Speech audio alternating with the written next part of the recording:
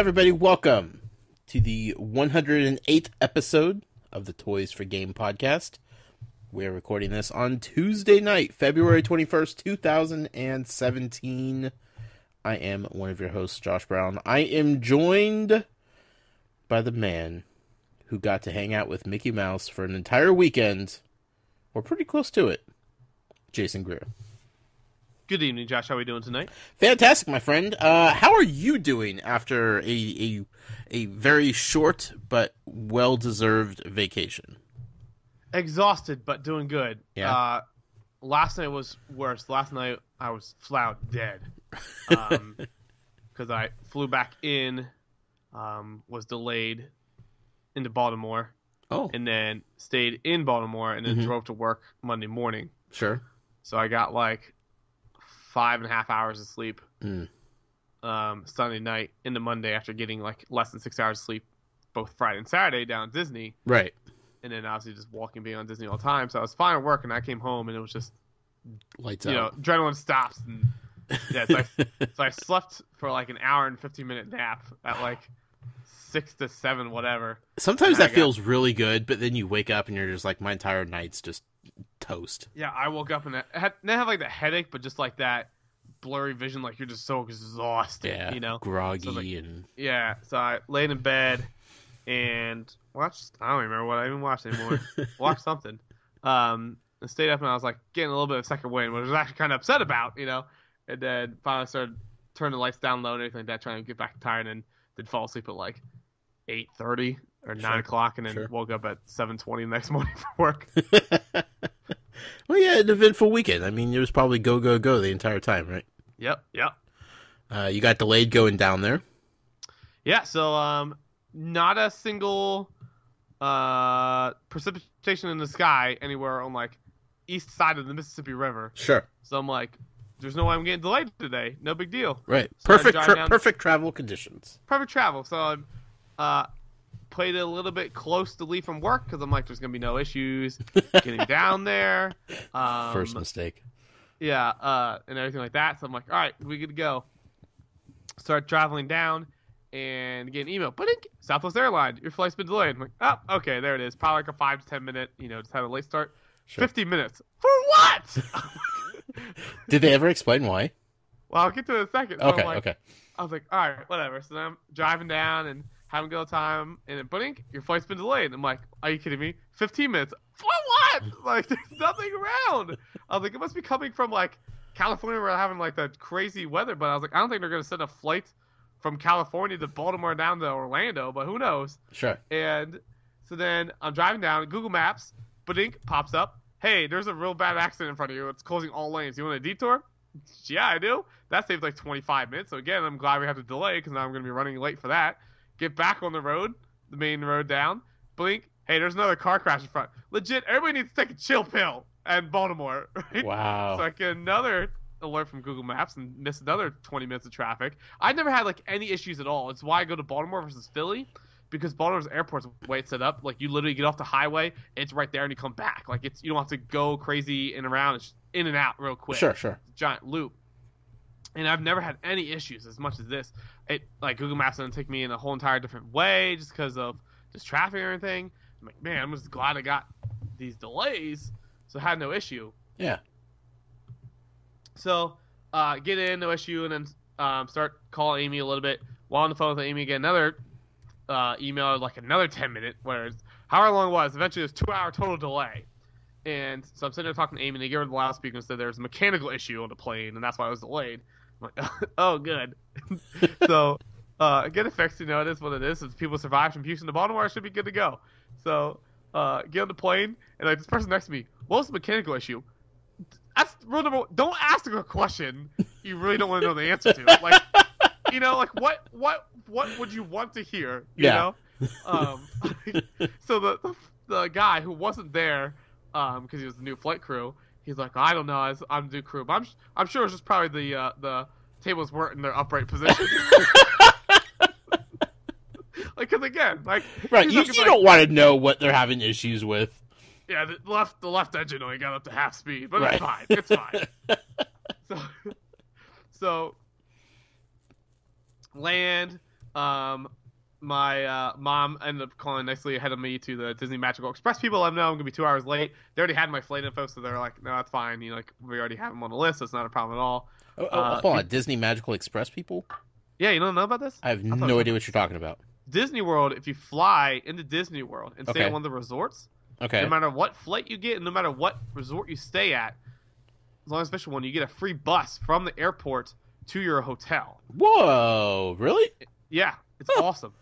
And the best thing is you tag your bags if you have like check luggage with like these yellow tags that they mail you ahead of time. Okay. And then the airport in Orlando will take them off before you baggage claim. So you don't have to go to baggage claim. They'll pull it off for baggage claim, put it on the bus for you, or it's not on that bus, but on a different bus they do just for luggage, and it does like once an hour. It'll go to all the store like stops or whatever, and then they'll put the check luggage in your own hotel room for you. No so way. you can go take the bus, go to Disney World, come back several hours later, and your check luggage is now in your hotel room. And this just comes with the package of staying Comes there? free. Yep. That's incredible. It's amazing. Wow. And so I didn't have any check luggage, but still it's nice. You don't have to worry about getting there. You just show up on this bus and they take you there, and then you get a letter under your door that says like the day before you're supposed to leave, it's like, hey, your bus is going to be at X time to take you back to the airport.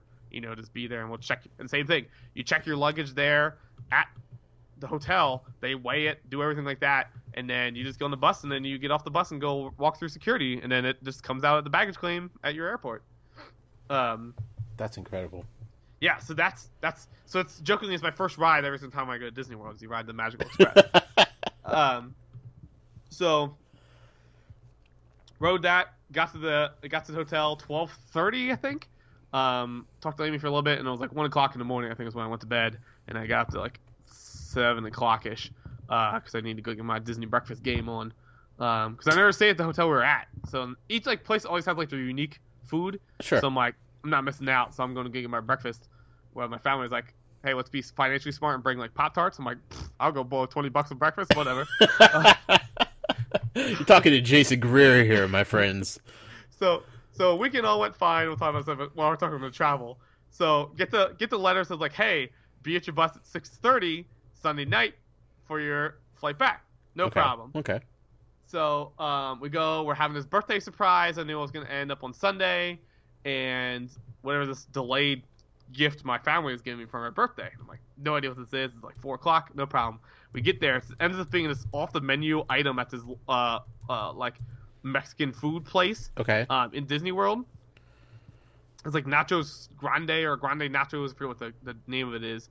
But it's this nacho thing that feeds 6 to 8 people. Did you see the picture? I saw the picture. That was gigantic. It's huge. Yeah. Huge I'm pretty thing. sure that's all one nacho, though. Yeah, exactly.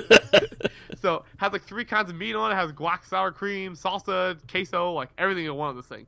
Super good. Super good. So that's not on the menu? That's a secret item? It's a secret item. Oh. They started apparently in December, and then started picking up steam and like getting out to the big Disney, fan blogs, and it's kind of blown up. Like the guy said they sold like 14 the other day. Heather, my sister's opinion is that's not a fully authorized Disney thing. Like it didn't clear all the higher ups because it doesn't seem the most Disney-esque thing. Right. The whole thing is $90. Okay. Okay. Which is pricey with Disney, but it could be split amongst whatever. So we had like 7 adults and the kids. That was cheaper than like any other meal at Disney World, and you get like unlimited chips and toppings and soda and everything. So it's like, wasn't really that expensive when you split amongst all those people. Sure. If you finish it, and I'm sure you don't have to finish it, I think it just comes included anyways. They bring you a certificate of completion that says like congratulations, blah blah blah, for tackling the whatever challenge. Okay? Now, finish it individually or finish it like if you share it with As other a people? group. Okay. Yeah, as a group. Okay. And they made 3 because there's 3 families there. So each of them got this letter, their certification thing. Also got a cowboy hat and a little star that you get to wear, like a sheriff's star. Okay. So again, all that included in that $90. Wow. And this is a restaurant at Disney World. in Magic Kingdom, yeah. Okay. Next to Splash Mountain. Okay. And in Adventureland.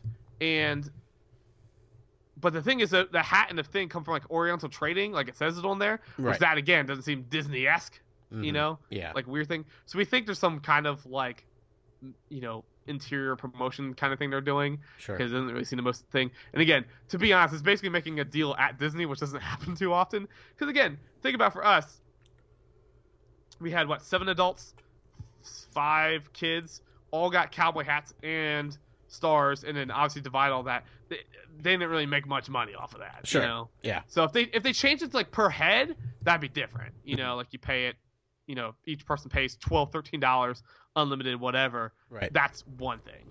But what if you go and attack it solo and finish the whole thing? I don't know. There better be something. You would think so. More than just a cowboy hat, right? I was not impressed with the presentation. I kind of was, though, on the flip side of it, because they brought out 2 like platters, like 2 like rolling carts of this thing. The chips were just on the rolling cart. They're pushing out.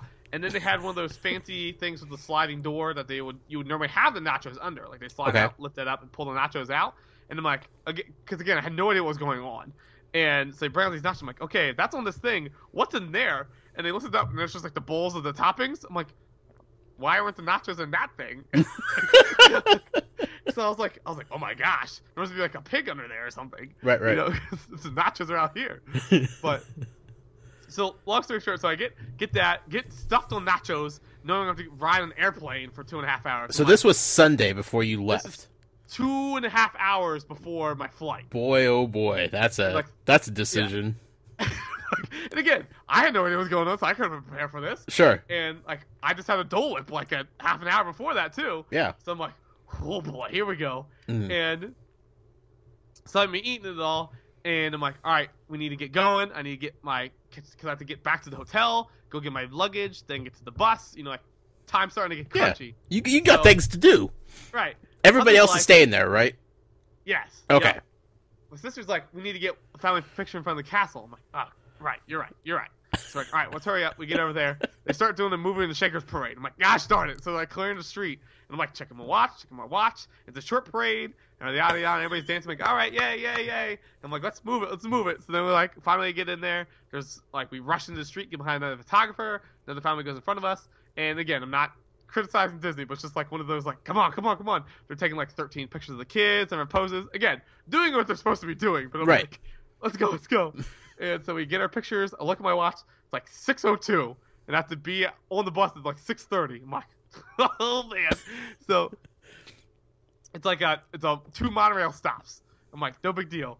Rush back to the monorail, and we walk out. My dad's like, I'll go with you. I'm like, all right, that's fine.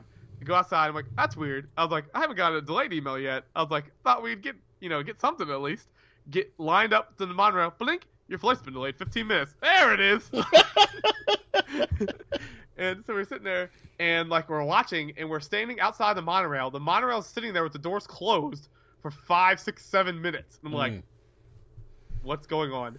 And so they finally moves, and then immediately another one pulls in. I'm like, okay, great. It's 2 or 3 minutes. The doors don't open. I'm like, come on now. They do like a shift change, and again they're like talking, and they have to do like the inspections and stuff. I'm like, oh. So finally get on. Another couple minutes before the door closes. And I'm like, jeez. So we go, get the first stop, and it's like 6:20ish or so. And I'm like, I'm not gonna make it. And get to my stop then, it's like 6:22, and it's like a couple minute walk to the hotel. So we're walking, the elevator shuts right in front of us. I'm like, forget it. Run up the steps. So we're running down the hallway, get my backpack, run down, get back. And I never theoretically checked where the pickup was, but I assume it was the same spot drop-off was. Like, right, it's always right in front of the hotel. That's a fair assumption. Right. So I get there, and I'm like coming over the hill, and there's no bus anywhere. And Dad's like, you sure it's not a different spot? I'm like, check my watch. It's like 10 minutes afterwards. I'm like, it left. You know, there's no way I made it. So go up past the guy, and he's like, oh, it happens all the time. Yeah, you missed it. Just go inside and let him know. And it'll rebook you. I'm like, all right, no problem. It's like a 40-minute drive to the hotel. I'll probably just book an Uber or something. You know, no big deal. Okay. So go inside, and they're like, oh, it's no biggie. I was like, I don't have any checked baggage. It's just this. I was like, it's not really Disney's fault. Like, the monorails were backed up. That was, I should have said, since the first one took off forever, they had to, like, space them all out. So they were purposely holding us so they could decongest the whole entire monorail line. Sure. So I was like, man, so he's like, all right, let me go check with blah, blah, blah, like their service or their travel coordinator or whatever in the hotel. Comes back, hands me a slip. He's like, we have a taxi out there. It's free. Don't worry about it. And I'm like, okay. So I got a free taxi back to the thing because my Nice. stupid self didn't let in, enough time. So again, Disney just being service oriented is great. Go Sure. outside. They just have a line of taxis just ready to go. The one guy just waves down a taxi. I get into this taxi vehicle and off we go. And, no questions asked. The guy's whole and tail. I don't necessarily think speeding, but not really taking crap from anybody. Sure. And Most taxi drivers do. Like, Right. It takes a special kind of person to be a taxi driver. Let's just put that out there. So he's going all over the place, and I'm like feeling a little bit like sick, just only from the food kicking in a little bit. But I'm just nervous about this all. No big deal. We get there and pull in, and I didn't check the times, but I'm kind of positive. I think I probably beat the bus. Like the dude was going pretty fast, and everything like that. Right. So we got there in pretty good time. And he's like, "I'm sorry if we're driving a little bit crazy. I have an important pickup I can't miss." I'm like, "That's fine. We got here. No big deal." And so you get there. I check the gate time. I get in line for TSA, and then it hits. I'm sitting there. I'm like, I need to go to the bathroom real bad.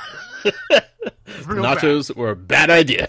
Yeah. So I'm looking around. The line's big. I had time, but I'm already in line. Right, I just right. need to go. And I'm sitting there, and then all of a sudden I'm questioning whether I'm going to be able to make it, Oh, gosh. So I'm sitting there, and I start sweating.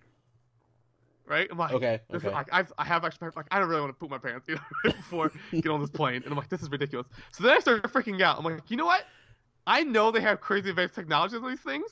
I was my heart rate's definitely going, and I'm going fast. I'm sweating, and my heart's, I'm if they pull me aside because I'm suspicious, and it's because I have to go to the bathroom real bad, this is going to be terrible. So I'm all right, I'm going to get out of line. I'm you know what? That's worse. If I just get out of line randomly, and I'm you're immediately flagged from every direction.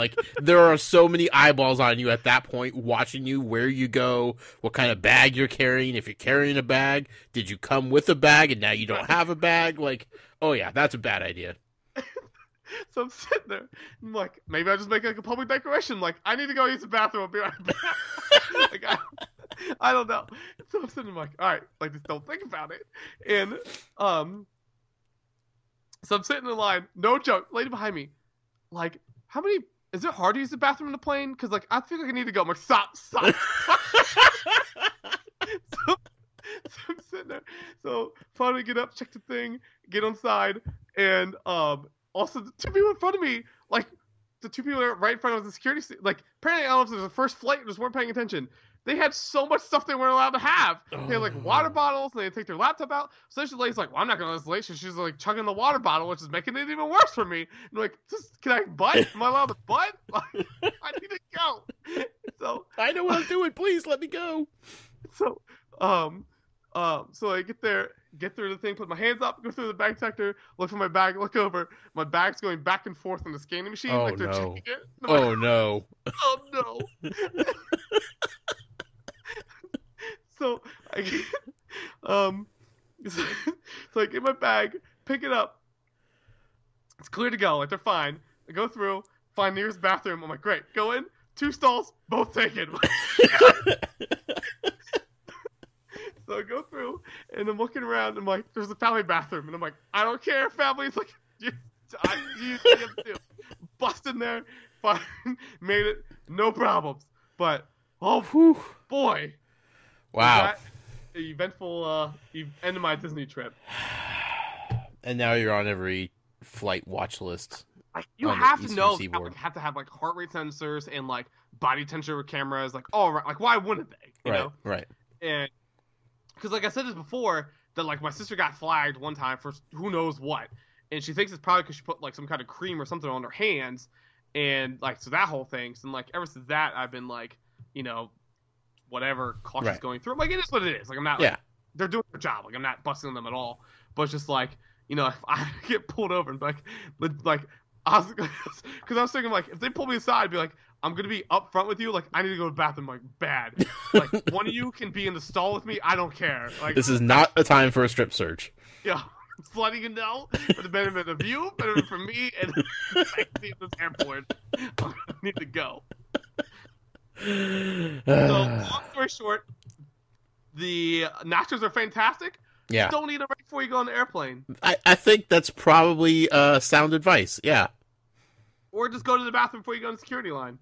Or maybe Would've just don't been eat nachos 2 hours, a giant portion of nachos 2 hours before flying. Oh, man.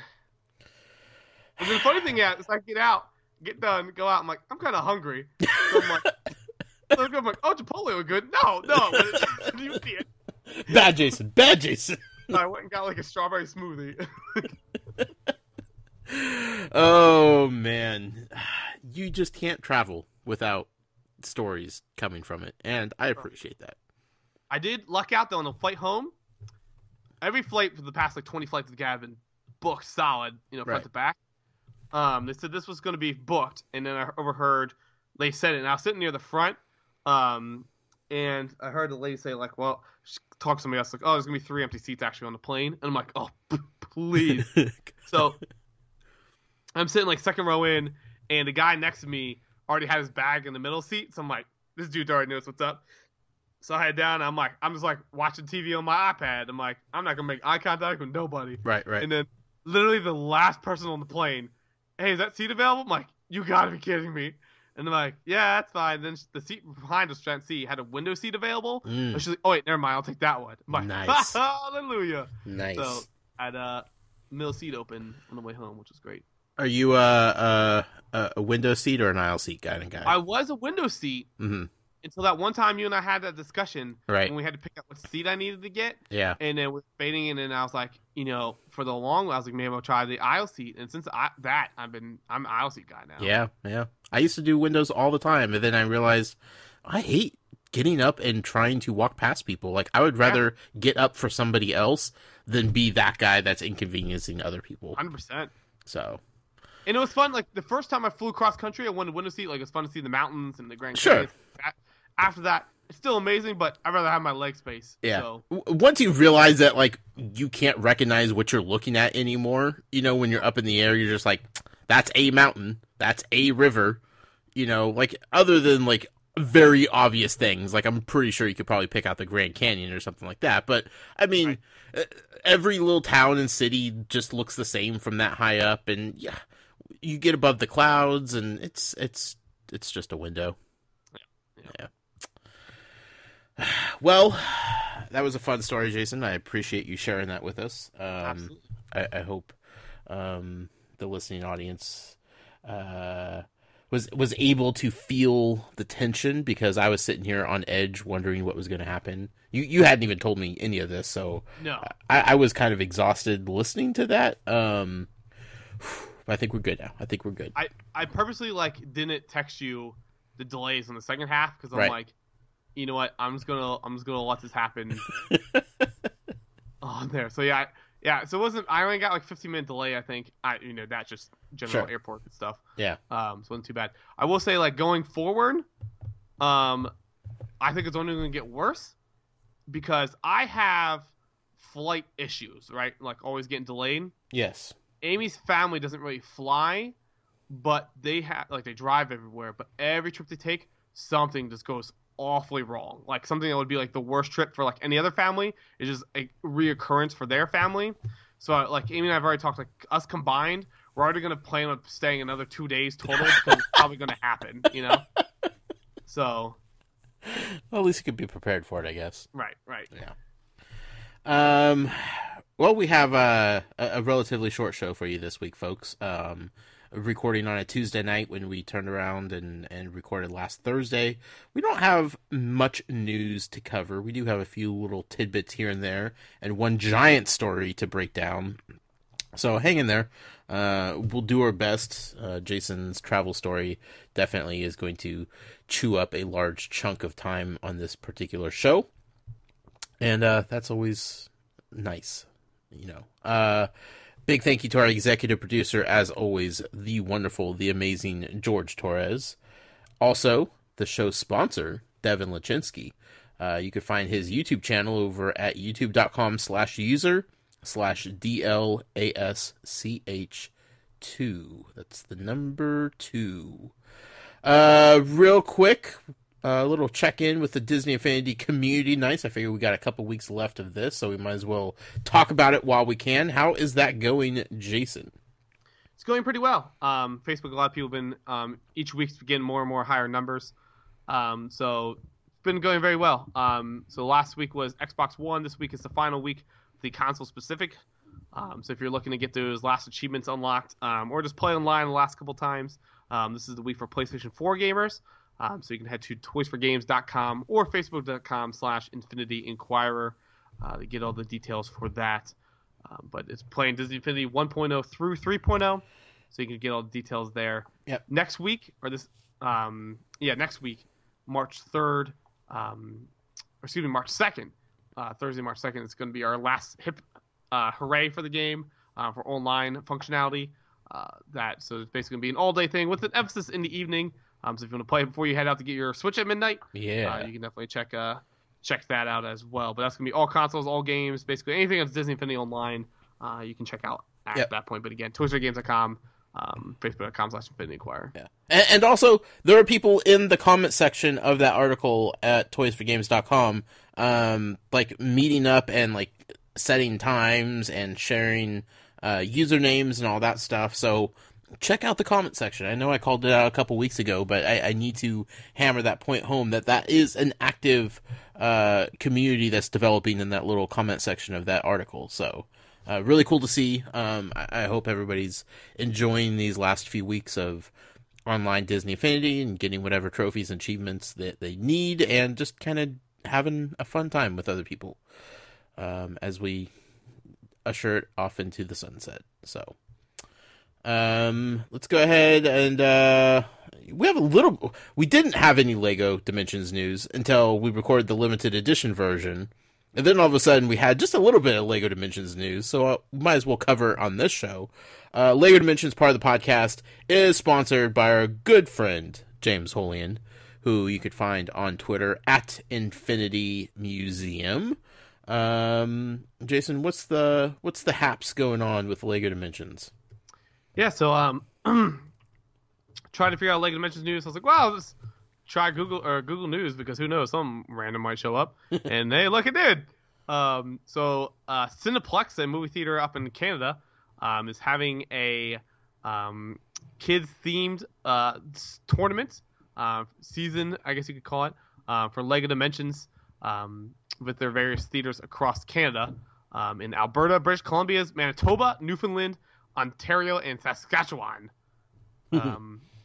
Canadian names, still some of the best things. Oh yeah, definitely. None of them sound real. No. I've heard that place before in a video game, haven't I? Yeah, so it looks like each week, various days. Let me get the. Oh shoot, where'd that go? Each week they're having various Lego Dimensions game for it's for kids 6 through 13. But it's for allegedly, but the it can go for anybody. So InsideToronto.com had this write up about it. Events take place at several theaters across Canada, including one in Scarborough, beginning 10 a.m. March 4th and continuing weekly on March 11th, 18th, and 25th. The league is set up so there are no eliminations, and all players will be active and engaged throughout the entire season. The program is best suited for players aged 6 through 14, though there is no age requirement. Those under 14 must be accommodated by a parent or guardian. And then it goes on about seeing, checking out this more page for more details. So if you go to cineplex.com/Lego Dimensions, you can take a look at there. So essentially it's a way for kids to play the battle arenas on the full screen, which is pretty awesome. Right. They do have take it out there. If you just want to go watch, it looks like it says it's free. Spectator non-player tickets for the league are free. Dude, we would totally like have like a cheering section and like get chants going and everything. Yeah, right? Bring signs. That'd be fun. Season cost is $60 for one player.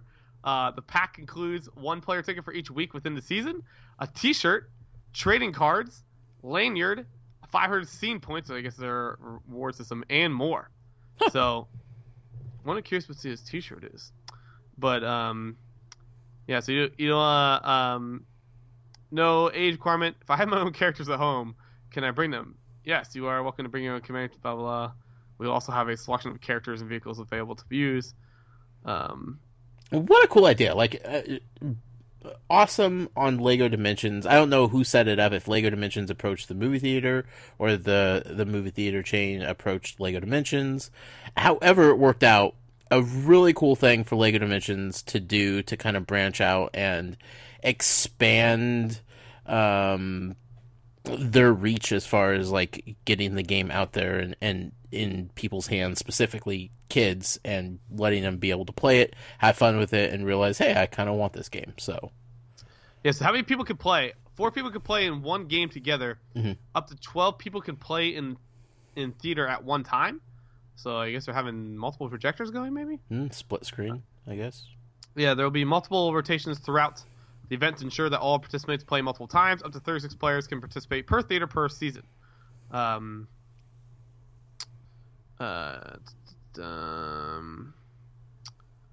just want to play Lego Dimensions on a big old screen like that. Right, that's what I'm saying. That's all I want to do. So there are prizes, which you read in the limited edition. Basically, top prize is movie tickets for like $65. Yeah, five pack of movie passes. Set 2 is an extra large Lego set worth $150. Give me that any day of the week. Yes, please. So one per location for both those. The large set, medium set, and the small set. So it looks like it's a random drawing.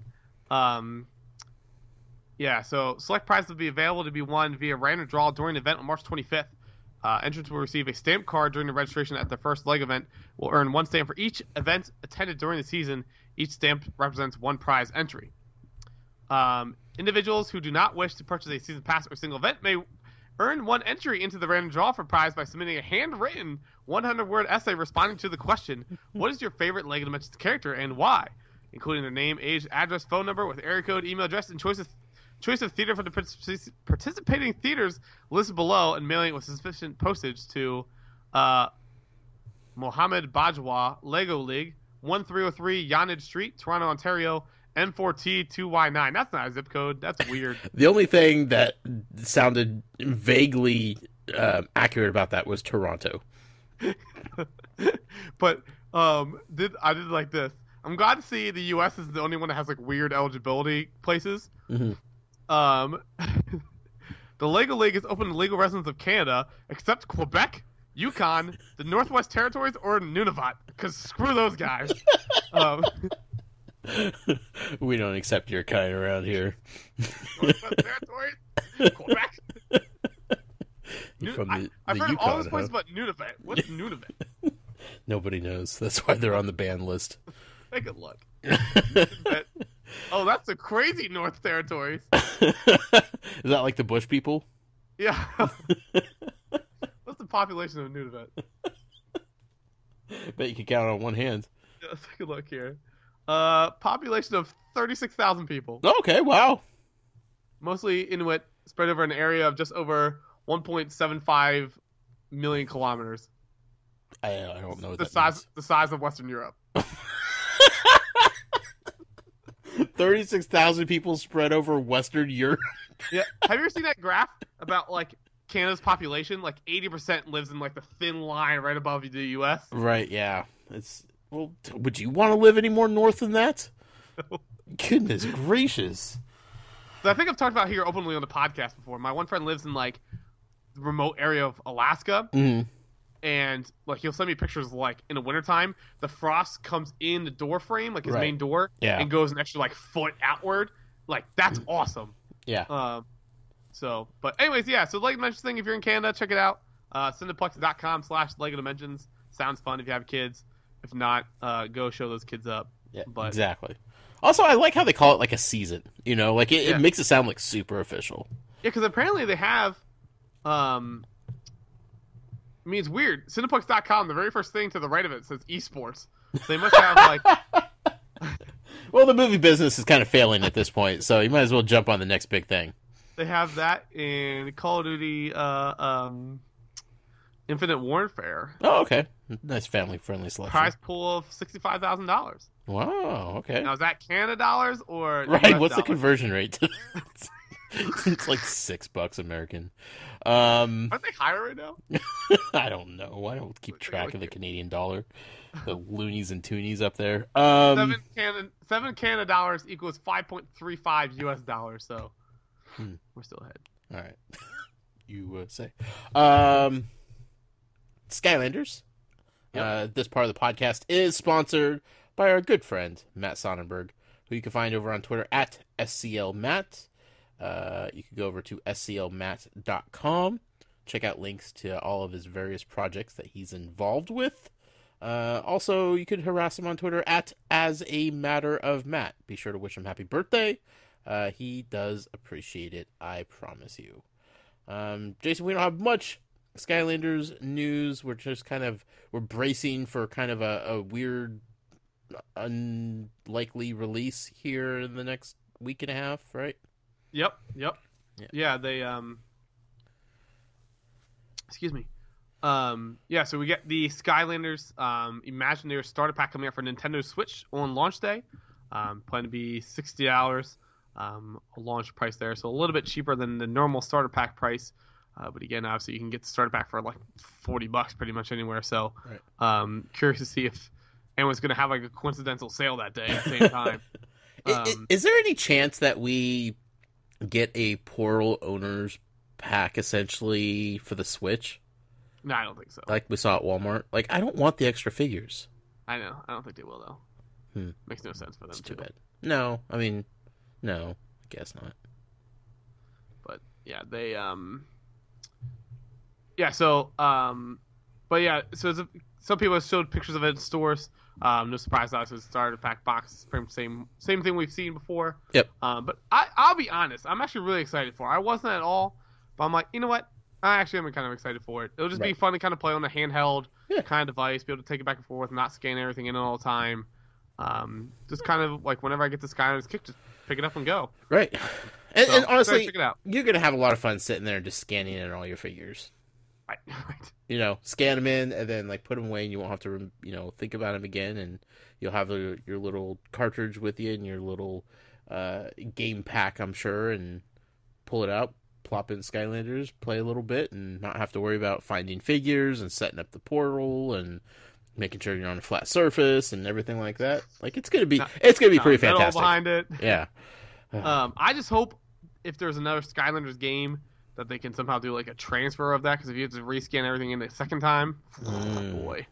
Ooh, but darn well you're gonna have to. Yeah, that's true. But yeah, I'm excited about it.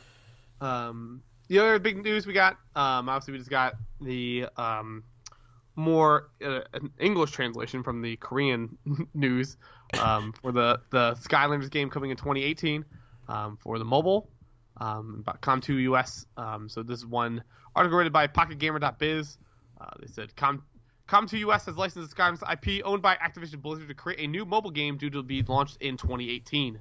Com2 US is currently developing the title and will handle all live operations when it launches. Exact details are limited, but it's said to be an RPG with PvP elements. Skylanders is best known as a Toys to Life series that requires additional peripherals to play. It is unclear if Com2 US adaptation will utilize the same technology in any way. We are looking forward to collaborating with Com2 US, which has proven its ability to deliver exceptional game development and live services to the global market, said a representative from Activision. We will build a successful business model by combining the global mobile gaming capabilities of Com2 US and a powerful IP of Activision. Developer has been a busy time ahead thanks to its announcement that it will be spinning off its own mega hit Summer War into an MMO, cartoon movie, and more. So, all right. I'm curious still what the history is behind all this. Yeah. I don't say it just seems random, but like you would think Activision might be able to pull somebody. I don't know. It seems like a weird pairing with it, but who knows? Maybe Activision's in back negotiating corners already to buy it or something. So right. Who knows? Yeah, stuff we'll never know. We'll never get that kind of information, but no. Interesting nonetheless. Let's swing over to Amiibo real quick. The Amiibo part of the podcast is sponsored by our good friend Michael O'Driscoll, who you can find on Twitter at Amiibo_museum. He's getting married in a couple months to a wonderful lady named Anya. She's a singer. She has an album out. The album is called And the Light Comes In. You can find it on iTunes. If you want to check it out beforehand, you could listen to it on Spotify. If you decide that you like it, you want to buy it, maybe throw them a little early wedding present, you can pick it up on iTunes. So check that out. Jason, what do we have regarding Amiibo? So we did, obviously the Switch is going out to different, not retailers, to media and reviews. So some people are getting the Breath of the Wild Amiibo included with it as well. So they have been able to release some pictures of it. Right now, the embargo is lifted to show the box of the Switch. Yeah. Can't show inside the box. Nope. But you can show the box. Oh, Nintendo. Which also, if you didn't, go read the drama going on with the Lift unit. Fantastic story. Hope a book's written about it sometime. But again, if you ever just remember, the story of the day is if you're going to do something illegal or ethically questionable, right? Make sure you cover up the serial number. Sure, always cover the serial number, or you're getting yourself in trouble. Also, accept the consequences. Yeah. You know, like you can't be complaining about whatever consequences happen. For whatever possibly illegal or shady thing that you participated in. Yep. That's a choice you're making, folks. Yep. So Game Explain, I guess, got to go ahead to post pictures of the Breath of the Wild Amiibo. So they put a video up if you want to take a closer look at all the packaging with that. But they did introduce some stuff for the Breath of the Wild Amiibo. We knew that was going to unlock some new weapons on it as well. So it does get some more information, some pictures of the content. So like the Guardians getting this sword thing and anti-Guardian arrows, I guess. Yes. Is what being classified there. I can never pronounce it. Bokoblin, I guess how they're saying. Sure. Bokoblin. Yeah, that sounds right. Sure. Get 2 different clubs you can get with it. Mm-hmm. The Rider Link, you get a sword, maybe some saddles for it. Zelda gets a new shield with a crest. A really cool looking shield. Real cool looking shield. Yeah. Archer Link gets a bow. So I don't know if we can really fully say that's all you get with it. You know, maybe it's some other randomness with it as well. Who knows? But you're definitely getting those items. Right. Again, who knows if it's like you get one of those and you tap it and everything. Get everything. I haven't read into it that much there with it, but again, they look pretty cool. Probably some stuff that will hump you at the very beginning of the game as well. Yeah. You get some snazzy stuff. My question about this is, now you and I both played the game at E3, and it became very apparent quickly that any weapons that you have will break eventually. Yeah, right. Do these break? And if so, can you rescan the amiibo to get another set? Like, how does that work? Are these indestructible? Like, what's the story here? You know, that's what I want to know. Sure. So I assume you might be able to tie them back in, but yeah, again, like if you lose it, you know, you lost an exclusive thing. Like, can you ever get it back again? Right. Yeah, that's weird. Is there like a cooldown period where you have to wait before you can scan it in again? Is it like a 1 time per day use? Yeah, I'm curious to see how this works. When they get like these kind of weapons like this, reminds me. I remember the first ever pre-order exclusive content that I can remember getting is for Guild Wars MMO. Okay. I was a beta tester for that from like day one.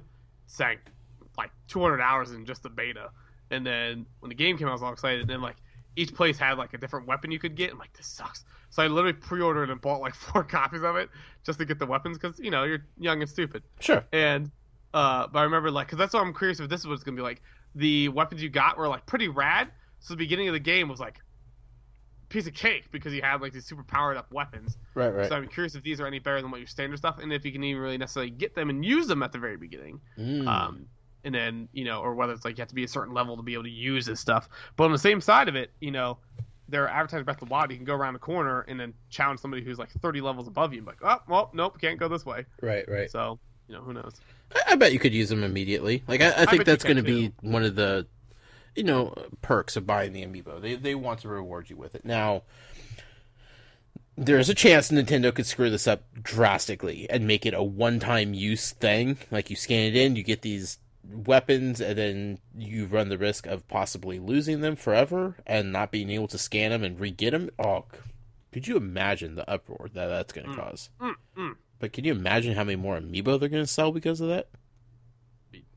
Yeah. Yeesh. Yeah, so very interesting. I'm excited. Next Friday can't come soon enough. I'll tell you that much. Yeah, I think it's March. So February 23rd is the Nintendo Switch preview, not review, but preview day. February 24th is preview for the Zelda. March 1st is the review day of the Switch. March 2nd is review day for Zelda, and then March 3rd is the release day. Wow. So spacing out all the content, but I'm surprised they're even allowing a day's head start for Zelda reviews. Yeah, I mean, I guess they feeling confident about it. Yeah. I mean, a day's not much, but still, I mean, they could easily just make it, once it's released, then, right. But I mean, a lot of people always take that as bad signs. I'm sure they don't want to deal with that. A day ahead's all you don't really need a video game review out, except for maybe something like Horizon to make sense. Yeah. That I think it's people know in the area, but for non-hardcore gamers, I don't think they fully know about Horizon yet. Sure. So seeing that if they knew it was gonna be good, this is only now people are like, oh wait, what's this game that's getting high reviews? Right. And I mean, honestly, we know almost nothing about the story of this game, and that has a lot to do with it also. Sure. They don't want people going in with as few amount of spoilers as possible. So, did I hear that one copy leaked for Wii U? I thought I heard someone say that. Not that I've seen, but it's possible. So, beware on the internet. The story matters to you. Heard the trailer today had spoilers or something. I didn't watch it, but I haven't seen it. But some people said apparently it gives something away. Maybe, or people just assume it does, and it really is nothing. I mean, we all thought for months and months and months that you're going to be able to play as a female Link, and that's not true. Or is it? True. Or is it? Dun, dun, dun. All right. We have one more piece of news, and it's a bomb. It's a nuclear bomb that went off over the weekend. If nuclear bombs were good, this is what that would be the equivalent of. This part of the podcast is going to be sponsored by our friend Christopher Long from Long's Toys. You can find him on Twitter at CLong83. You can find him on YouTube at youtube.com/user/Long's Toys. And he sent me an email with something else that I could plug for him. I'm just going to read the email as it's written, because it's much easier that way. And we could all critique Mr. Long's email writing capability here as a group, I started a podcast with my buddy Brian, Shweekin Shinobi on YouTube. It's called Geek Each Week, and we talk about all kinds of fun, geeky stuff. We just recorded our third episode about all the new toys shown at Toy Fair last weekend. Episode 1 was about Voltron Legendary Defender Season 2, and Episode 2 was about Super Sentai... There's a word I cannot say. Zoiger? Sounds right. Next week, we are going to discuss the Lego Batman movie. If you could just let everyone know that we are on iTunes and can be found on Facebook and Twitter at Geek Each Week. So that is a new podcast from our good friend Christopher Long. Check it out. Geek Each Week. iTunes, probably other podcast services, I would imagine. If not, Christopher Long, get it going, buddy. Get it going. But go check that out. That's a solid podcast name. Yeah, I like it. Each week. It rolls off the tongue nicely. It does. But if you're not careful, you can get into some slip-ups there. You can get dangerous. We have Lightseekers news, Jason. We do. This weekend was a big weekend for Lightseekers. It's going to be one of those "where were you" moments. Right. for me. Yeah. Me, I was standing outside the Everest ride, getting ready to take a picture with the sister and family. Okay. Pull on my phone, and first thing that's in my newsfeed is Ken posting something to our forums. Yep. Or to our Facebook group, and I'm like, what? And I was like, Michael! He's like, what? And I'm like, look at this! And so if you haven't heard yet, big news for Lightseekers. Again, for all the doubters out there, Toys R Us and Lightseekers have announced that Toys R Us will be the exclusive retail launch partner for the game this July. Huge news. And again, like, it's one of the things, this is why I love, like, our community and love where it's at, that I was like, as soon as this hits, I'm like, man.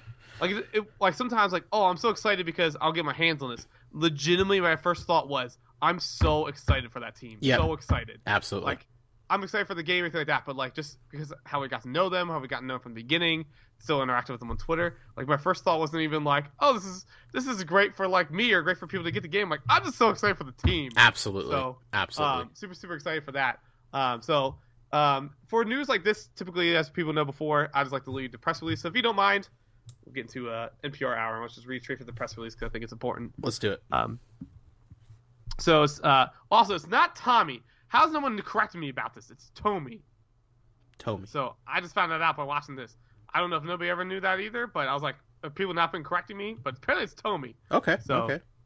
Tomy International and PlayFusion announced Toys R Us as the exclusive in-store retail launch partner for Lightseekers at Toy Fair 2017. Line of smart figures, trading cards, and more available first at Toys R Us stores nationwide starting Saturday, July 1st. Pre-sale to begin online at toysrus.com on Monday, April 17th.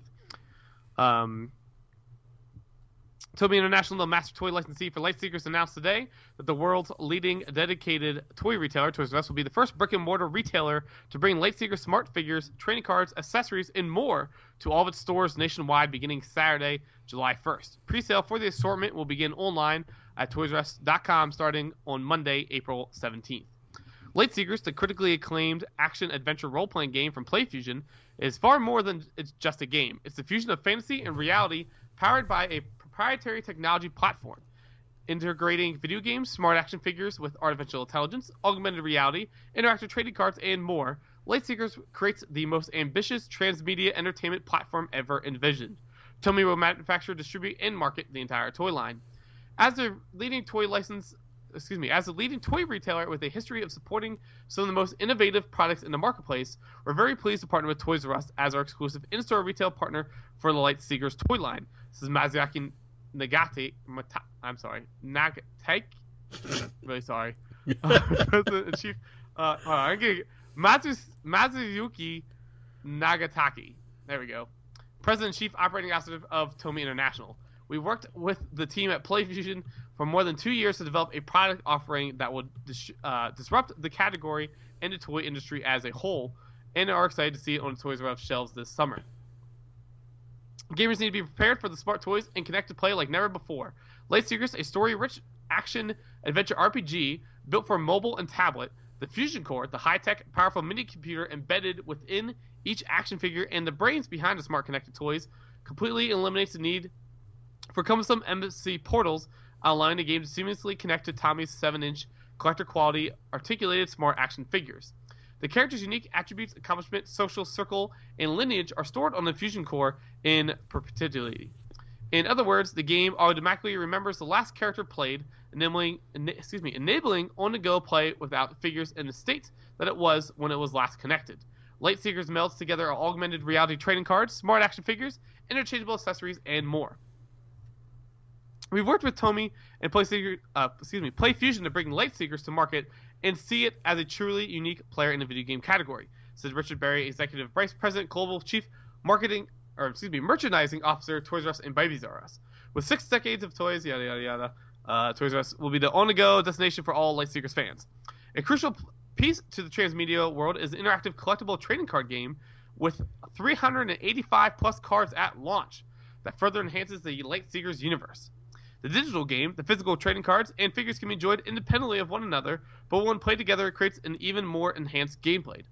Each card, when scanned by the Lightseekers game, delivers immersive augmented reality experiences, rewards game players, and unlocks powerful in-game abilities. In addition to the cards, the Lightseekers game can reward players for interacting with most anything, man, I'm really screwing this up. For interacting with almost anything. Songs on the radio, shows on TV, movies, posters on the wall, and much more. Beginning Saturday, July 1st, gamers can also find signage at all Toys R Us stores across the country that will unlock in-game activities and rewards, providing players with the ultimate gaming experiences. That's so cool.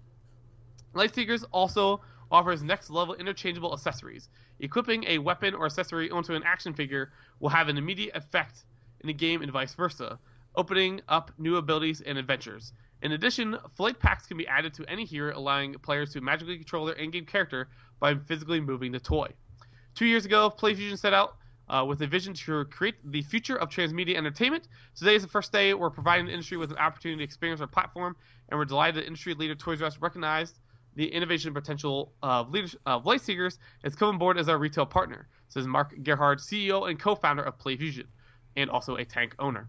That was very we're thrilled to partner with the toys industry icons like Tomy and Toys R Us to help bring our vision to life. And that's so cool. This is... To think that this is all going to be part of a free mobile game, like that's the wild part, is you're going to see this stuff in stores, and it's not going to, like, you're not buying a game with it, you know? Right.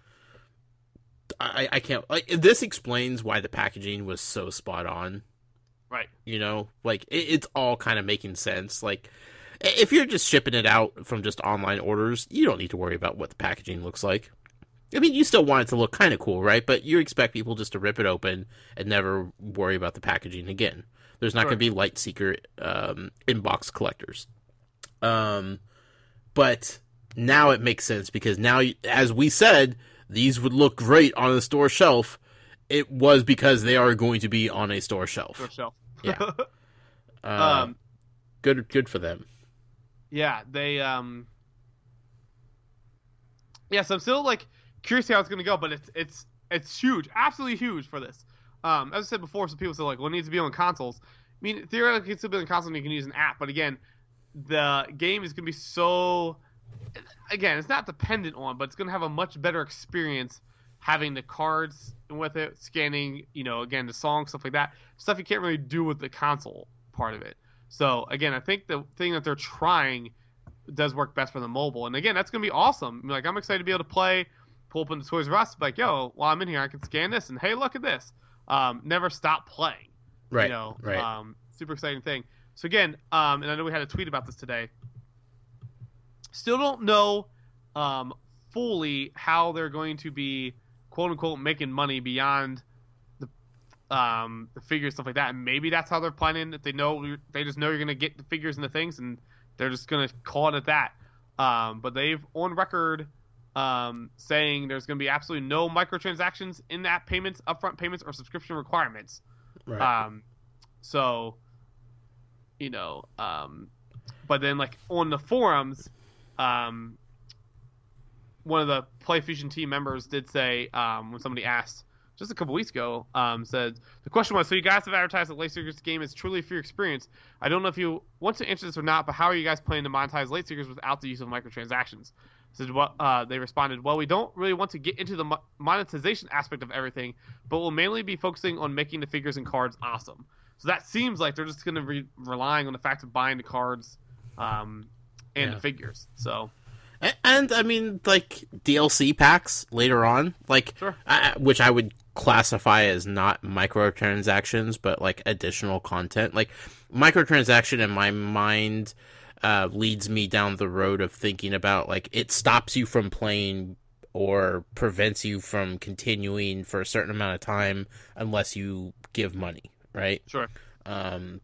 Or enhance the experience that you're playing. Whereas, like, DLC, it's like, okay, you finish the game now, or you want 2 more levels, like, you could buy this DLC pack for $1.99 or something like that. Sure. And add, you know, some levels and maybe a new ability, or you could level up a little bit higher, that kind of, which is totally different than microtransactions. And if they hook people the way that they're hoping to hook people with this game, something like that is not too much to ask.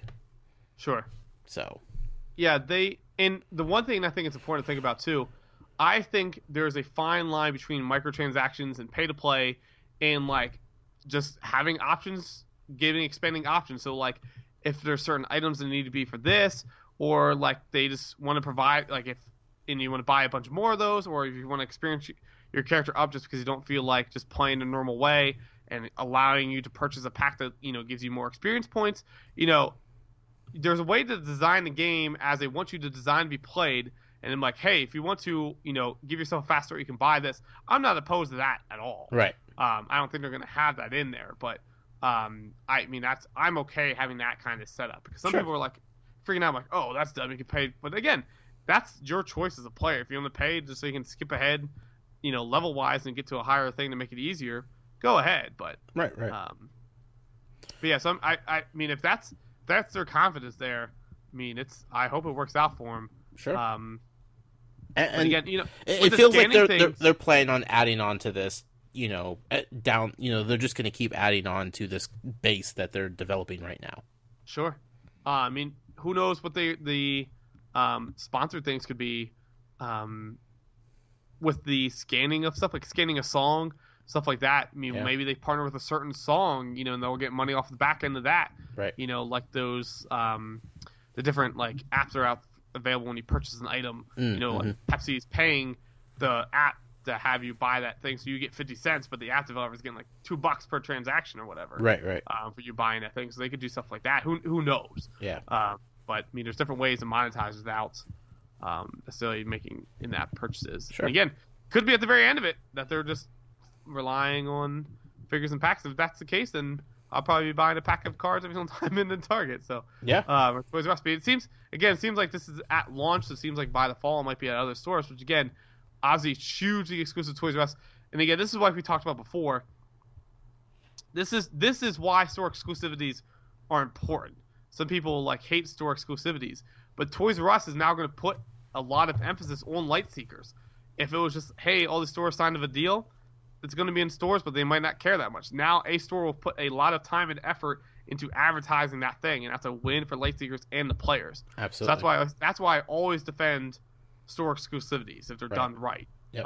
That I think they're a huge deal. I mean, again, we've said before. Legend of Zelda packs just came out.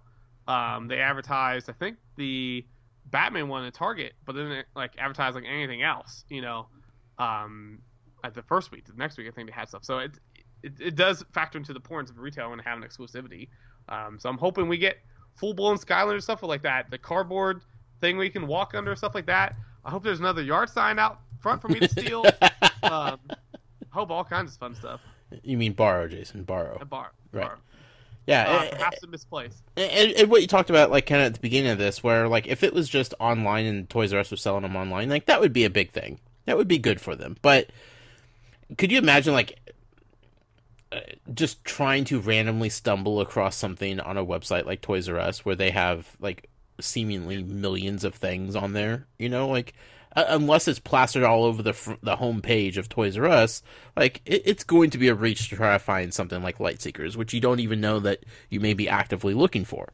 But you're at Toys R Us, you're walking up and down the aisles, all of a sudden you see this huge display of this new thing. It's going to at least get you to look at it and pay attention to it, and that's going to go so much further than just online sales. Yeah, and so Toys R Us, by the way, is launching a new website. Thank goodness, sometime this spring. Website is very archaic. Needs to be updated. So I'm excited about that. But yeah, so then again, logically, you're assuming they're going to be put it side by side with some of the Toys of Life stuff. So again, this could be huge. When you go there and you look to the right, and you're like, "What is this?" You go in and there's no new Skylanders game. Probably no new Legend of Zelda game. But you go in there and just, like we all do, we openly admit we go down the aisles, even though we know there's nothing there new. For a lot of people who I'm sure do that same thing, who might not know about Lightseekers, are going to go, "What the heck is this?" And hopefully it's good for them. Yeah, absolutely. So congratulations to the Lightseekers team. And what actually will be great about that, now again thinking about why this in-store thing is great, if Toys R Us does a bunch of the signage, they can say, it's a free game, logically you're gonna have your phone there. I'm like, what are you talking about? Download the game, pull it Right. up there, and then see. Then you can buy it and be done right off the bat. That's legit. That's genius. Absolutely. Yeah, it's just so much potential with how this is going to go, and this is so big for him. This is big for the genre. Like, they're Lightseekers is carrying the torch as far as like the evolution of this genre is concerned, and if they were going to be limited to just online sales and just word of mouth and that kind of stuff, it was going to be hard for him. It was going to be an uphill battle, and this is just one giant leap forward as to we're here, we're making a stand, we are Toys to Life, we belong in the same aisle as these bigger franchises that everybody's familiar with. This is the next big thing. This is the next hotness. Skylanders, Lego Dimensions, where you at? Yep.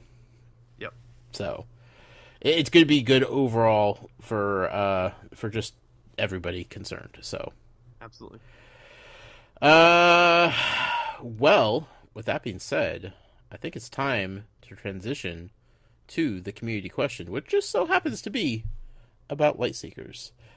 This week, the winner of the response of the week is going to get a $5 Amazon gift card, so that should be fun. You could spend it on whatever you want, put it towards your Switch, or a new amiibo, or whatever your little heart desires. No judgment here. The community question this week was, what aspect of Lightseekers are you most excited for, and or what are you wanting or needing to know more about? So just trying to get like the temperature of the room to see where we're at with Lightseekers, and we know a lot of people are definitely excited, but has it really broken, that first glass ceiling of people acknowledging that it's here now that it's going to be coming to Toys R Us? Where are people at with it now? That's what I was trying to get at with this. So a lot of good responses. Jason, what do we got? Yeah, so we got Brady James. OMG, it's Brady J says, I am looking forward to a card game that is handled better than Skylanders Battlecast. Also looking forward to learning about the new characters and story. I'm eager to see the villains as well.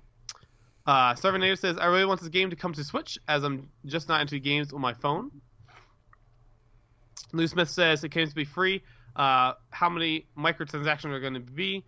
Caller then said on there about they're not planning any in-app purchases at all. So, like we just talked about there a little bit ago. So, yeah, still be curious to see at the end of the day what they end up doing there. But, no plans of microtransactions. Doodles and Toys says, hopefully the trading card game. I'm going to play the crap out of it with my friends. Also, the art is beautiful.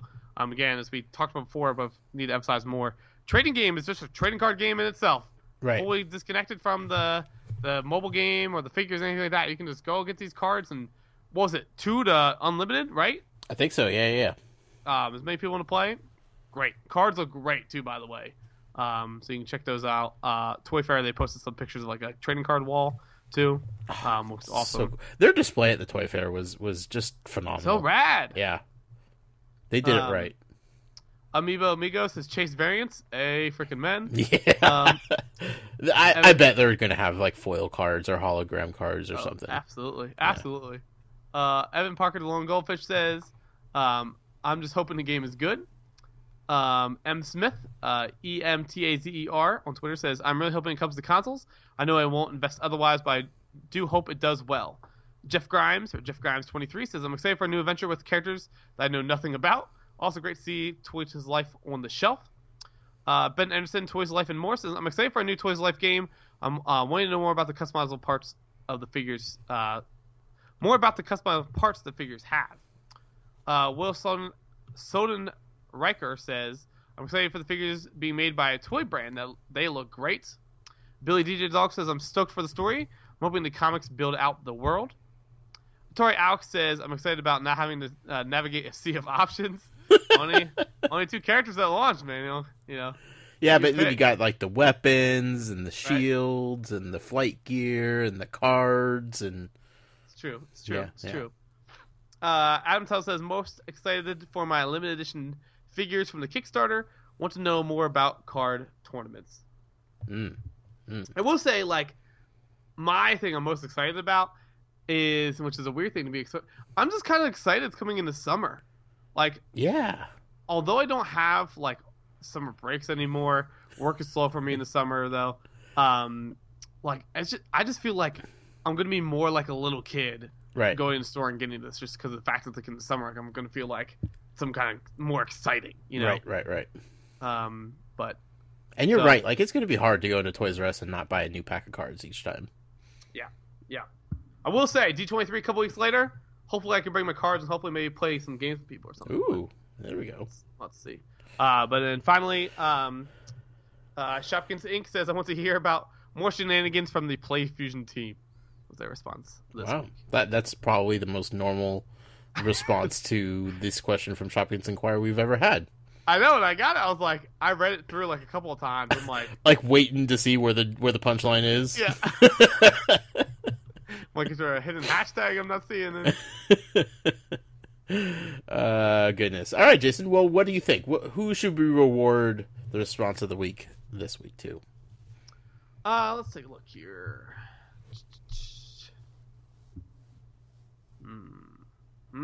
All good. All good. Mm-hmm.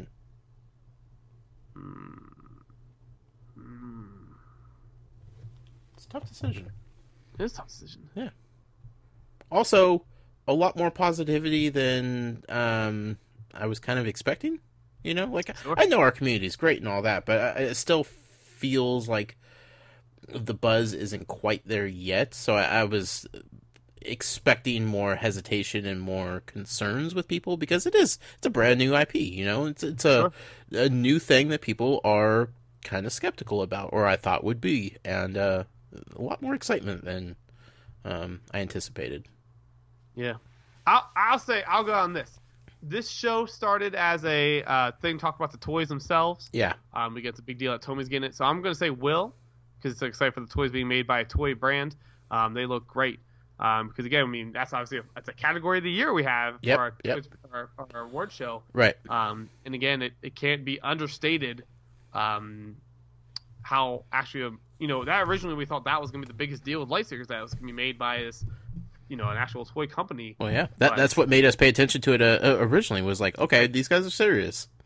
But again, I'm allowed to talk about this, but the figures themselves, again, super impressed with it. Right. And again, they do have some durability to them that you feel like you can put them in your backpack. Again, they have points of articulation, so you are a little bit bendable with it. But again, it's nice to worry about that they can worry about just making the game because, versus other companies that are constantly trying to make, improve this or that with the figures. They're like, here you go. We'll do the game. Right, you guys are the experts. You go do that. Yep. All right. Well, congratulations, Will. That's at BillyB3077 on Twitter. Get a hold of me, and I'll get you your $5 gift certificate to Amazon. And thank you to everybody who participated and shared your opinions. We appreciate it quite a bit. Last up here, we got a few emails to cover. The email part of the podcast is going to be sponsored by the one and only Lone Goldfish, a.k.a. Evan Parker. You can find him over on Twitch, twitch.tv/The Lone Goldfish, or just go say hi to him on Twitter. He's a pretty nice guy. He might even cook for you if you ask him to. First email's from DMU Girl. She writes in from across the pond and says, here are this week's questions, rapid fire, of course. Based on looks alone, which is your favorite of the Zelda Breath of the Wild amiibo? Still got to go with the monster on it. The Guardian. The Guardian, just because it's sweet. It's huge. Based on the function in Breath of the Wild, which is your favorite of the amiibo? The Guardian does give you the most, so I'm kind of want to go with that. But I'm thinking we're gonna go with Rider Link just because I want the sword and the saddle probably good. I'm sure for something, but. Also, it's not Breath of the Wild amiibo, but Wolf Link, you do get to have Wolf Link as your companion, so that's pretty solid too. Will you be buying another Skylanders Starter Pack for the Switch? Yes, indeedy. Absolutely. Someone has to cover it, right? Yeah, I was not going to at once. I'm like, there's no way I'm going to spend this money on it, and I was like, you know what? I'm going to. This is what we do. Yep. The people need to hear. Look, where else are you going to go get your Skylanders Imaginators Switch reviews other than us, right? If we don't do it, no one's going to.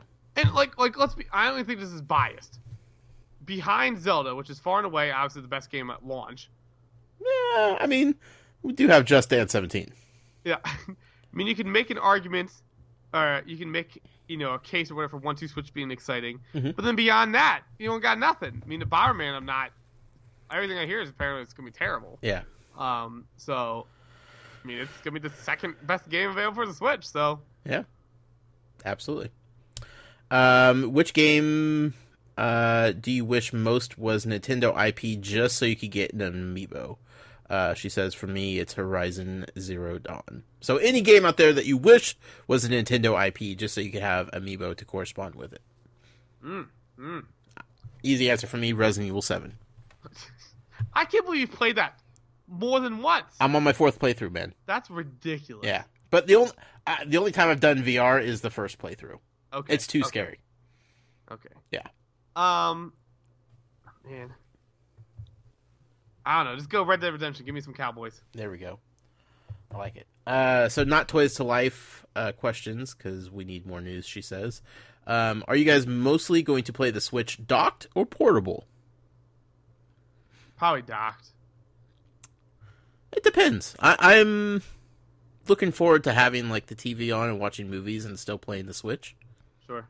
So I will say I think I'm going to have it more docked in my room than in my living room. Right. I think my Switch is going to be my going to bed kind of thing. Because most of Nintendo stuff, like video games in general, I haven't had like a 3-hour sit down and play fest since probably like Halo 4. Right. So I typically play in like 15-20 minute bursts, it feels like, recently. Sure. And it'll be easier to play with that in the bedroom just to unwind. And I feel like Zelda, like, not that I'm saying like it's a boring game, like I feel like I can just lay in bed and enjoy playing Zelda. Oh, yeah. Yeah. So that's what I think I'll be more like playing that.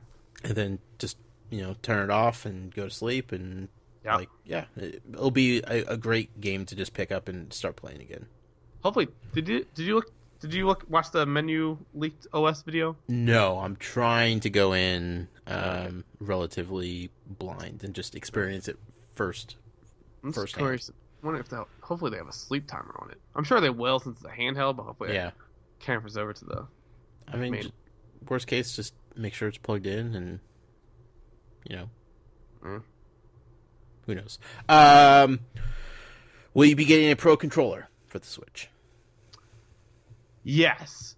Had one pre-ordered at GameStop.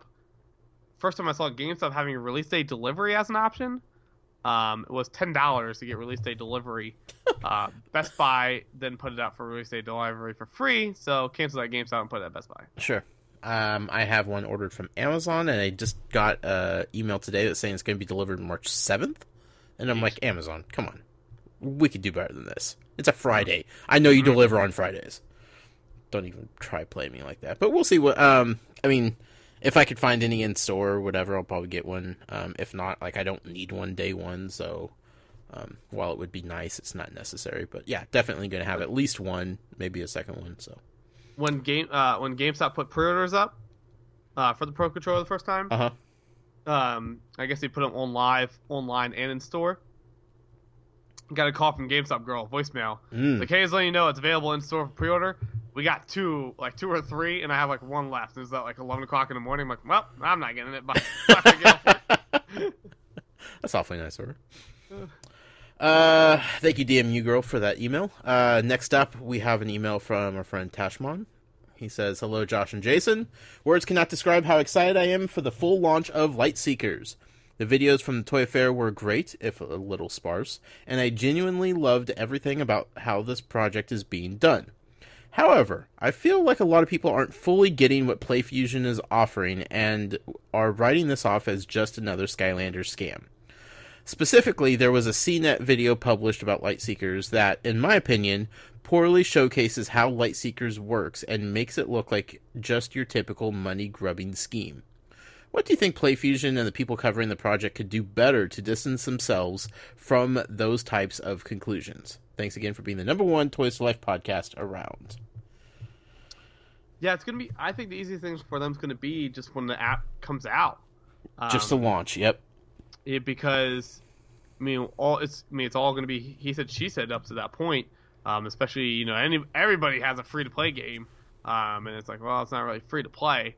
So as soon as that comes out and people are like, oh, you can legitimately play this without anything, that'd be one thing. And then hopefully the figures take a look at that. But I think once it's in people's hands, and it is like Toys Life in general, hard to wrap your mind around. Right. And this is even that with all the entire economy that's inside of it. Sure. So I think it's the best thing for them is going to be whenever they can get it launched. Mm-hmm. I mean, look back to like when Skylanders first came out. Like, people had no idea what to expect from it. They were confused. They had negative assumptions. And then once it was out, people were able to play it and understand it and like just get it, and it clicked. It kind of turned a lot of those sentiments around. Lego Dimensions, like, people needed to like see how the figures work on the play pad and the interaction that you have with them, and actually see for yourself that you could bring in any character at any time in any level, and the game's not going to freak out and tell you can't do that. Like, it needed to happen. Even with Amiibo, like, when Amiibo was first announced, people were just like, I don't know about this, Nintendo. And then obviously, like, the days before they officially launched the reports of shortages on certain characters kind of freaked everybody out. But once you started seeing them and how they worked in Smash Brothers, people understood that this was a different take on the Toys to Life genre. So we've seen it with every big franchise that's come. Lightseekers just needs to come out. Like you said, like, once people could start getting into the app and start playing it, they see the figures, they get a better understanding of what the figures will add to the game that they're playing. Once they are interested enough to check out the card game. Like, some people just aren't going to be card game fans. Sure. Plain and simple. But just getting it out there and letting people experience it for themselves and hearing about it on podcast and reviews on different sites and all that kind of stuff, it will definitely help push the narrative in the direction that Lightseekers needs to go here. So it's just now, I mean, being in stores, like, that was their biggest hurdle. Yep. So now they just have to kind of push the marketing correctly, accurately. They can't change minds at this point. They could only make people pay attention and at least perk up with interest, and then come launch day, then we'll go from there. Thank you, Tashmon, for that email. Next up, we got Guadalupe. Hello, hope you guys are doing okay. I just saw the Lego Batman movie, and it was amazing. So good. No spoilers, but near the end, something happens in the movie that gave me some heavy Lego Dimensions vibes, and I liked it. I also liked all the Batman references, and it made me realize, oh man, I'm going to be the only one who's going to catch any Ninjago references when that movie comes out. So my question is, has there ever been a situation where you're the only one in your group to get a reference? Thanks, and I can't wait for next week. Vince is typically the only one I really go to the movies with. Right. So typically he gets all the references, most of the time even more than I do. Especially like comic book movies. Like, we watch and they'll say like one thing and Vince will be like, get out. And I'm like, don't understand why that's a big deal, but I'm like, okay. Right. Or like a lot of callbacks to different things. Sure. So it definitely happens with him. Me on the other side, I mean, it did happen like a couple times, like a Batman movie when they reference different previous Batman movies or other random weird things. So that, like, Amy might not necessarily remember, but yeah, it doesn't happen with me too sad. Like I said, it happens to me on the opposite way, where Vince gets, because he much more into the comic lore and everything like that. Sure. I'm just showing up. For me, recently I wasn't in a group, so it's kind of like not the full answer that he's looking for here. But I watched Split, and the very, very ending of that movie is something that, like, if you know what's going on, it's like jaw dropping. Right. But I feel like probably half of the audience that has watched Split since it was released, if not more, went right over their head. Right. Didn't matter at all. And the best part about it is it didn't take away from the entire movie experience up until that point. The entire movie was fantastic with or without the last very scene. So you could walk out not knowing what happened and be like, that was a great movie. Yeah. But like, if you know what happens and you fully understand it, you're just like, oh man, this is good. So, that was my most recent experience. I'm usually the guy, like, you're saying that Vince is, that gets all the little, hints and nuances and whatnot. Yeah. So,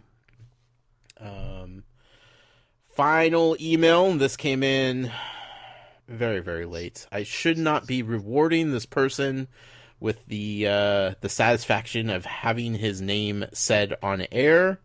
But you know who this email's from. It says, Dear Josh and Jason, in honor of your 108th episode, if you could choose any characters from Lost to be in LEGO Dimensions, who would you choose and why? Speaking of not understanding references, I have no idea what this guy's talking about. You never seen Lost? I've seen one episode of Lost. Oh, man. I saw the very first episode. I'm like, okay. And then I forgot to keep watching it. I got into Lost because when I went out to school, had high-speed internet. Okay. And got like a new laptop, was able to handle like HD 1080p video. And so I was able to get copies of Lost in full HD. It was like one of the best looking shows on television. So that's the only reason I really started watching it was just because it looked really good. But is this for LEGO Dimensions or just Toys to Life? LEGO Dimensions. That change anything? No. Okay. one, you gotta go Hugo. Beyond that, gotta go Sawyer. That's the two best. So between those two. Okay. I will. Though I some of these shows just want to actually like kind of like the villain. This is like one of those things where the villains I felt were better developed characters per se.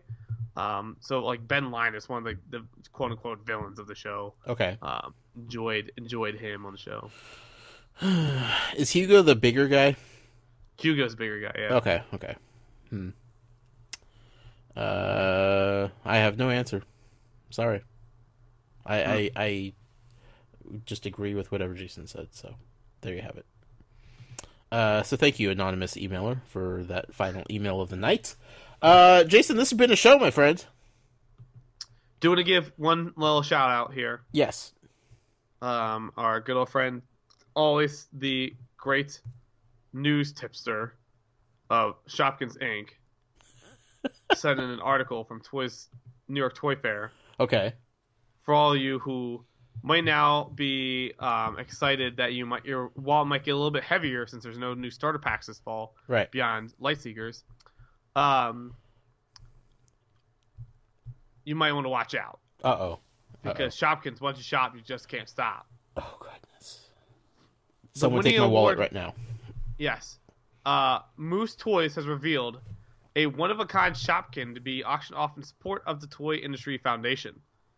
The Shopkin, named the Winnie Award, will be plated with gold and set with 5 real diamonds handcrafted in Australia and displayed for the first time at New York Toy Fair. The item will be auctioned off at a later date this year. Like, why Australia? Is that where Moose Toys is? Because everything comes from Australia in the Toys to Life realm. I guess so. But also, I didn't get to see a picture of it. I'm going to see if we can... here's a video of it. But my goodness, it's a gold Shopkin. Oh my gosh, it's a cup. A cup? With, like, it's like a cup like you'd win like a race kind of a thing. Oh, okay. Like a trophy cup. Sure. The base has eyeballs. Okay. And then the cup has 5 diamond-shaped diamonds around it. Huh. And yeah, so last time they did this, auctioned off a rare character named Gemma Stone, as you might remember, we talked about it on the podcast back in 2015. Sold at auction for charity for $21,000. So, what's our bail money pool looking like right now? I don't know. I have to call the accountant. Getting towards taxes, and we need to launder some more money. Move some around to different offshore accounts. No big deal. Actually, before we sign off here, our friend Big Mike And Said Enough Games, his podcast that he does with his buddy about video games, is doing an amazing, awesome giveaway. And we are part of it. We have donated a portion of the giant prize that he's given away. You could win a Nintendo Switch, the Master Edition of Zelda Breath of the Wild, all of the Breath of the Wild amiibo that comes with it, all of the 30th anniversary Zelda amiibo, and Ganondorf amiibo. So all of that, one giant package that you could win. I have retweeted it. You could go over to his Twitter account at SetEnoughGames. You could check it out. I'm sure it's pinned. You could enter to win. That's a really cool thing. We participated by donating some of the amiibo for that, and that's an awesome thing to give away. So really cool, really cool. I heard he was consulting with you, Jason, as to the maximum value that you could give away without it being frowned upon by the government. He did. I didn't ask any questions at all. He's like, hey, random question. I'm like, all right. He's like, that major giveaway you did. And he said about the legal limit. He's like, does it include this or not include this? What all factors into that? I'm like, well, here's everything I know. He's like, okay, great. That's all it said. I'm like, no problem. And then that came out. I'm like, okay, now it makes sense. I mean, probably shouldn't ask questions with that kind of stuff. Because the more that you know, the more that you're involved, and paper trails, man, paper trails. So this has been an awesome show. Thank you all for listening and supporting. It's been a while since we've asked you to do this, but go over to iTunes, leave us a review, drop some stars in there, and throw some kind words in, and that definitely helps us. It helps the show. It helps the community grow. It's always much appreciated for sure. Jason, where can people find you at, my friend? You can always follow me on Twitter, twitter.com/JasonInquires. Jason Inquires is also the handle for Instagram, Facebook, and YouTube. And you always head to Brick Inquire and Skylanders Inquire for all your Toys Life needs as well. And you could follow me personally on Twitter at The Noise. You could follow the show, which you absolutely should do, at Toys4Games. You could email us, like so many of you did this week, podcast@toysforgames.com. Our Facebook group, we could go over there and hang out with special folks like Ken and the rest of the group. Facebook.com/groups/toysforgames. Website is toysforgames.com. And if you'd like to support us, what we're doing here for you guys, the community, and everybody involved, you could do so over on Patreon. Patreon.com/toysforgames. With that being said, Jason, I hope you have a wonderful week. I hope the listening audience has a fantastic week as well, as we patiently await the release of the Switch. But until next time, happy hunting, collectors.